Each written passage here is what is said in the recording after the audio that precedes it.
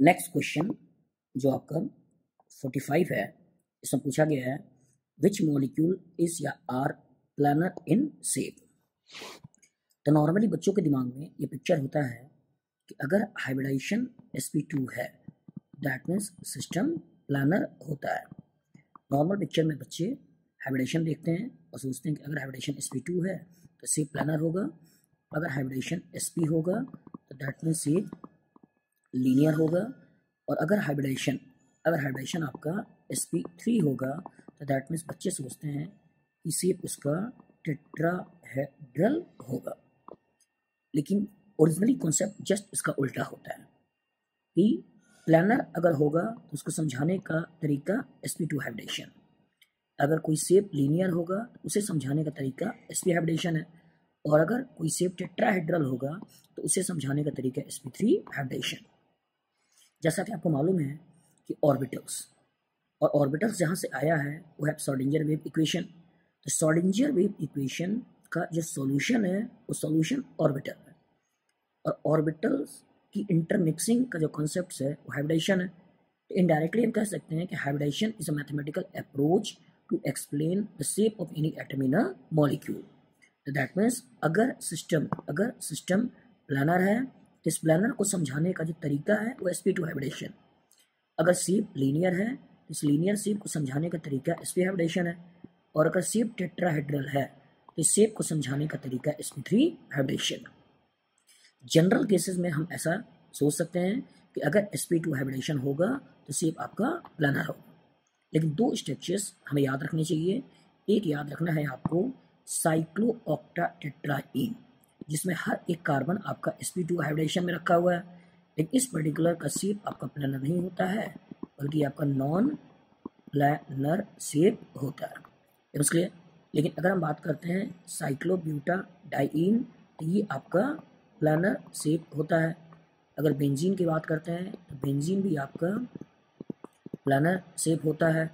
अगर 14 कार्बन के रिंग है जिसमें alternate double bond single bond double bond लगा हुआ है तो ये पर्टिकुलर भी 14 एनुलिन भी आपका प्लानर होता है।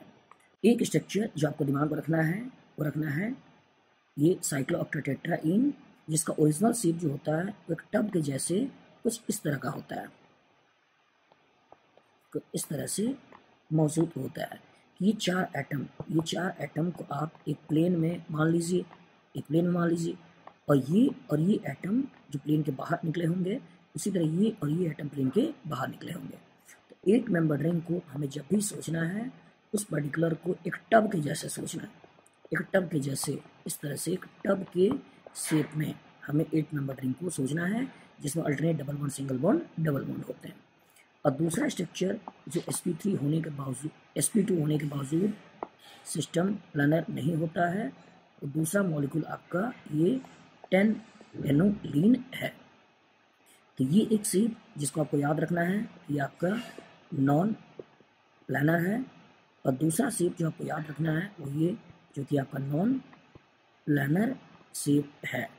और बाकी इन जनरल अगर आपके दिमाग में चीज़ें आती हैं कि हाइब्रिडेशन sp2 तो दैट मीन्स आप इसे सोच सकते हैं कि वो पर्टिकुलर शेप प्लानर होगा।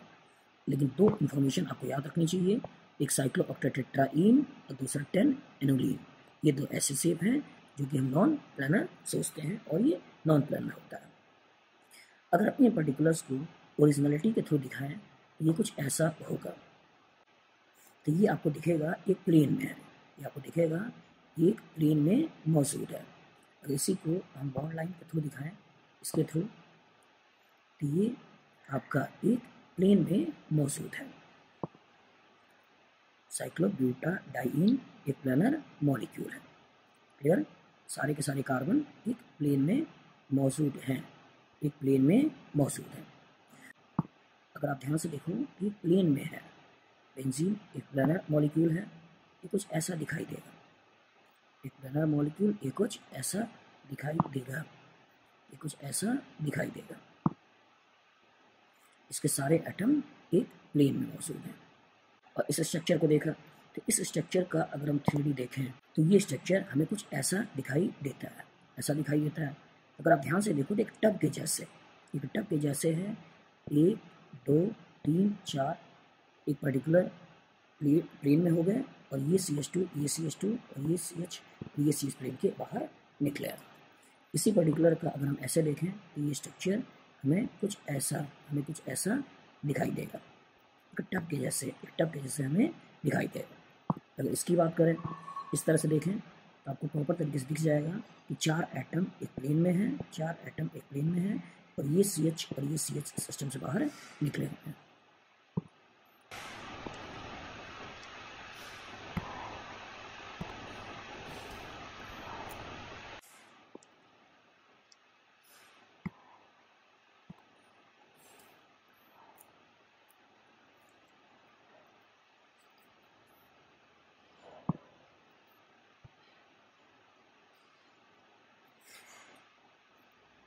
इसकी जगह अगर हम इस मॉलिक्यूल को देखें तो इस मॉलिक्यूल में आपको दिखेगा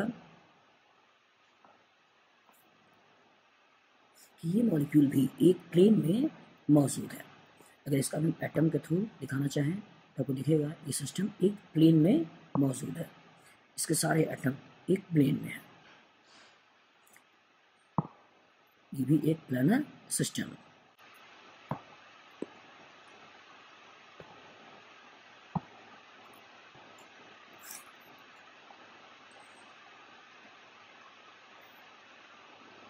ये हमें कुछ ऐसा दिखाई देगा और इस पर्टिकुलर का अगर हम 3D स्ट्रक्चर देखें तो रियल में ये स्ट्रक्चर कुछ ऐसा होता है। ये स्ट्रक्चर कुछ ऐसा होता है। तो ध्यान से देखो इस मॉलिक्यूल को कि ये मॉलिक्यूल आपका एक प्लेन में नहीं है। हमने बार बार बोला कि 2 स्ट्रक्चर आपको याद रखना है, एक साइक्लोऑक्टेट्राईन और दूसरा 10-एनोलीन। एक स्ट्रक्चर जिसको आपको केयरफुल रहना है कि अगर इसी के बीच में अगर यहाँ बॉन्ड बन जाए तो ये मॉलिक्यूल अलग है और ये नेफ्थलीन है। ये मॉलिक्यूल अलग है और ये आपका नेफ्थलीन है और ये मॉलिक्यूल प्लानर होता है। अगर इस मॉलिक्यूल का हम 3D स्ट्रक्चर देखें तो हमें ये कुछ ऐसा दिखाई देगा। तो ये एक प्लेन में है। तो नेफ्थलीन एक प्लानर मॉलिक्यूल है। इन बीच में अगर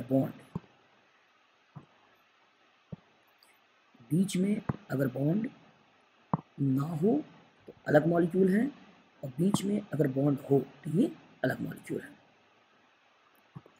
तो हम बार बार कह रहे हैं कि 2 मॉलिक्यूल आपको एकदम अच्छे से याद रखने हैं। एक साइक्लोऑक्टेट्राईन जो कि आपका नॉन प्लानर है और दूसरा 10-एनोलीन जो कि आपका नॉन प्लानर है। तो क्वेश्चन आपसे पूछ रहा है विच मॉलिक्यूल इज या आर प्लानर इन सी। तो जिन मॉलिक्यूल्स का प्लानर बोलोगे वो होंगे ए जो कि प्लानर है, बी जो कि प्लानर है और डी जो कि प्लानर है। और जो प्लानर नहीं है वो आपका साइक्लोऑक्टेट्राईन और आंसर हो जाएगा ए, बी एंड डी।